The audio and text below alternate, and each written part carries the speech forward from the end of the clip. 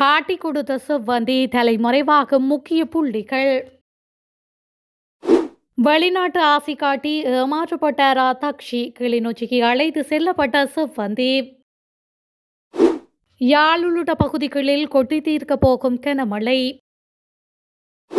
ஓட்டம் பிடிக்கும் பிள்ளையானின் முக்கிய சகாக்கள்.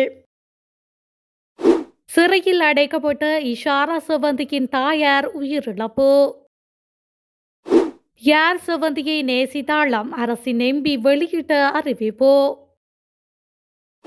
பாதாள உலக குழுக்களை சேர்ந்த 18 பெண்கள் அதிரடி கைது.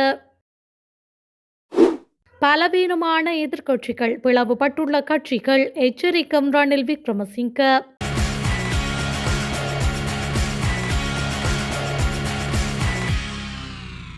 கனேமுள்ள சஞ்சீவ கொலை தொடர்பாக கொழும்பு மாவட்ட குற்றப்புலனாய்வு பிரிவின் காவலில் உள்ள இஷாரா செவ்வந்தி நேற்று கிளிநொச்சி பகுதிக்கு அழைத்து செல்லப்பட்டார்.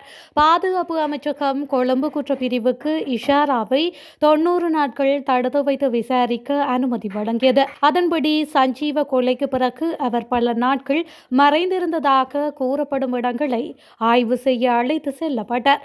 இதற்கிடையில் ஹெகல்பத்ர பத்மேவின் அறிவுறுத்தலின் பேரில் யாழ்ப்பாண சுரேஷ் இஷாராவை போன்ற தோற்றமுடைய ஒரு இளம் பெண்ணை தேடிய போது தக்ஷி என்ற பெண்ணை சந்தித்ததாக கூறப்படுகின்றது.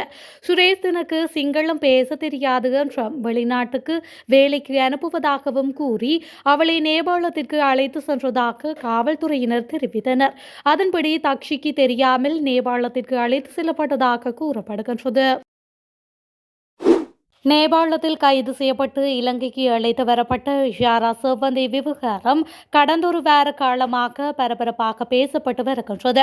இஷாரா செவ்வந்தி விவகாரம் ஒரு புறம் இருக்க, முன்னாள் ராஜாங்க அமைச்சர் சிவனேசதுரை சந்திரகாந்தன் எனப்படும் பிள்ளையான் விவகாரமும் ஒரு பக்கம் முக்கிய நகர்வுகளில் தீவிரப்படுத்தப்பட்டு கொண்டுதான் இருக்கின்றது. குறிப்பாக பிள்ளையானின் முக்கிய சகாக்கள் தலைமறைவாக்கியமை தொடர்பில் பல ரகசிய தகவல்கள் புலனாய்வாளர்களால் கண்டறியப்பட்டுள்ளன.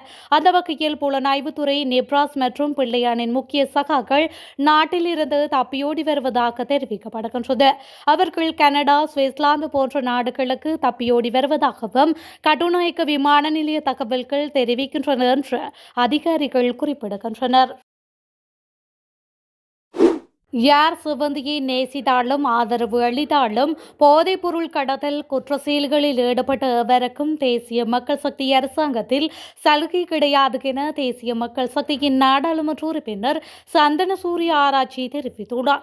இது தொடர்பாக அவர் மேலும் தெரிவிக்கையில், செவ்வந்தி தொடர்பான விசாரணைகள் மற்றும் நாட்டில் போதைப் பொருள் குற்ற செயல்கள் குறித்து எந்தவிதமான அரசியல் தலையீடுமின்றி சட்டம் கடுமையாக நடைமுறைப்படுத்தப்படும்.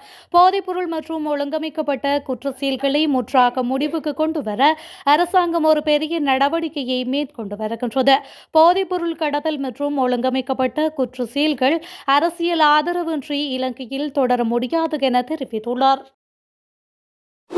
நாடாளுமன்ற ஜனநாயகத்தில் எதிர்க்கட்சியின் செயற்பாடுகள் மிக முக்கியம். ஆனால் இன்று எதிர்க்கட்சி பலவீனமாகவே உள்ளது என முன்னாள் ஜனாதிபதி ரணில் விக்ரமசிங்க தெரிவித்துள்ளார்.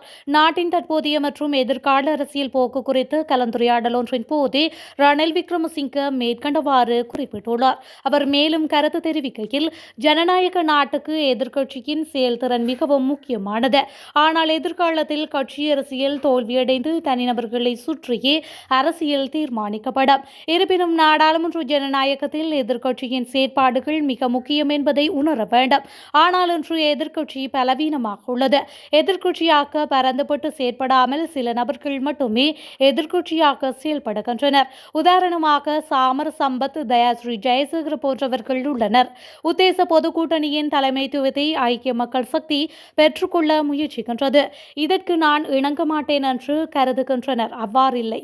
அவர்களின் கோரிக்கையை நான் ஏற்றுக்கொண்டால் கூட்டணியின் எதிர்காலம் குறித்து ஐக்கிய மக்கள் சக்தியின் திட்டம் என்ன என்ற கேள்வி உள்ளது.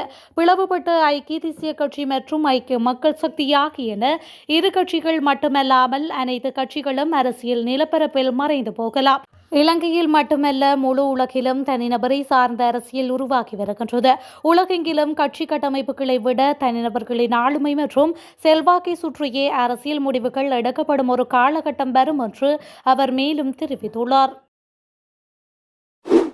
இவ்வாண்டின் ஜனவரி மாதம் 1ஆம் திகதி முதல் இதுவரையிலான காலப்பகுதியில் ஒழுங்கமைக்கப்பட்ட குற்றக்குழுக்களை சேர்ந்த 18 பெண்கள் கைது செய்யப்பட்டுள்ளதாக குற்றப்பிரிவு தெரிவித்துள்ளது.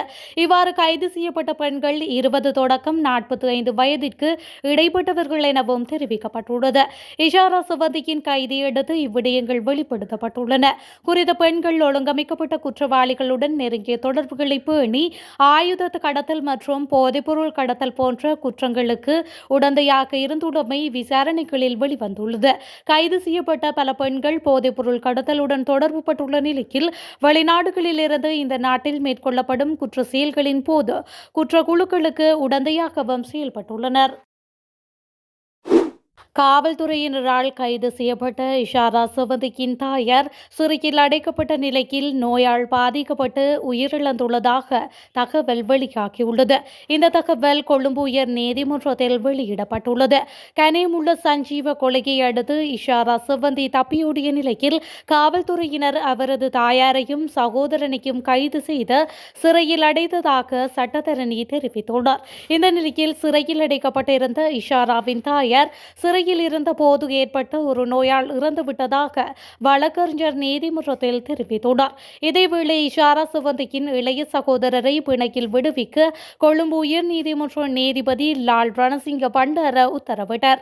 கிட்டத்தட்ட 8 மாதங்களாக விளக்கமறியலில் வைக்கப்பட்டிருந்த சந்தக நபர் சமிந்து திவங்க வீரசிங்கவை தலா 2 லட்சம் ரூபாய் மற்றும் 1 லட்சம் ரூபாய் மதிப்புள்ள 2 சரீர பிணைகளில் விடுவிக்க கொழும்பு தலைமை நீதவானுக்கு உயர் நீதிமன்ற நீதிபதி உத்தரவிட்டார். சந்தக நபர் சார்பாக முன்னிலையான வழக்கறிஞர் சிதாந்த ஜெயவர்தன சமர்ப்பித்த வாதங்களை ஏற்றுக்கொண்ட உயர் நீதிமன்ற நீதிபதி லால் ரணசிங்க பண்டார இதுவரை நடாத்தப்பட்ட விசாரணைகளில் தனது கட்சிக்காரர் இந்த வகையிலும் குற்றத்தில் ஈடுபட்டதாக எந்த தகவலும் வெளியாகவில்லை என்றும் அவர் கைது செய்யப்பட்டதற்கான ஒரே காரணம் அவர் இஷாரா சவந்தியின் சகோதரர் என்பதுதான் என்றும் கூறியுள்ளார். சந்தக நபரான இஷாரா சவந்தியை கைது செய்ய முடியாததால் கொழும்பு குற்றப்பிரிவு அதிகாரிகள் அந்த இளைஞனையும் அவரது தாயாரையும் கைது செய்து நீதிமன்றத்தில் முற்படுத்தி சிறையில் அடைத்ததாக சட்டத்தரணி மேலும் தெரிவித்துள்ளார். நாட்டின் பல பகுதிகளில் இன்று 100 மில்லிமீட்டருக்கும் அதிக அளவில் பலத்த மழை வீழ்ச்சி பதிவாகக்கூடும் என வளிமண்டலவியல் திணைக்களம் எதிர்ப்பு கூறியுள்ளது. வளிமண்டலவியல் திணைக்களம் இன்று வெளியிட்டுள்ள அறிக்கையில் இதனை தெரிவித்துள்ளது. மேல் சப்ரகமுவ, மத்திய, ஊவா, வடமேல், தென்மேல் மற்றும் வடக்கு மாகாணங்களில் அவ்வப்போது மழை அல்லது இடியுடன் கூடிய மழை பெய்யக்கூடும் என கூறப்பட்டுள்ளது. அந்த மாகாணங்களில் சில இடங்களில் 100 மில்லிமீட்டருக்கும் அதிகளவான பலத்த மழை பெய்யக்கூடும். அந்த திணைக்களம் வெளியிட்டுள்ள வானிலை முன்னறிவிப்பில் இது குறிப்பிடப்பட்டுள்ளது. ஏனைய பகுதிகளில் பிற்பகல் 1 மணிக்கு பின்னர் மழை அல்லது இடியுடன் கூடிய மழை பெய்யக்கூடும்.